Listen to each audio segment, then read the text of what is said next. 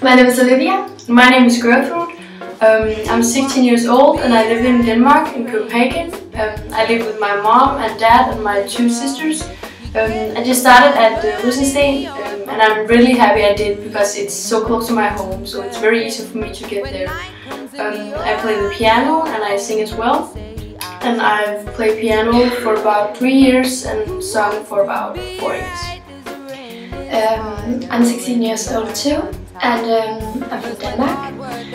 I just started at Rysensten, but I live in Gentofte, near Copenhagen, but soon I will move to Copenhagen with my family. I play the piano and I sing in my spare time. I play in 6 years.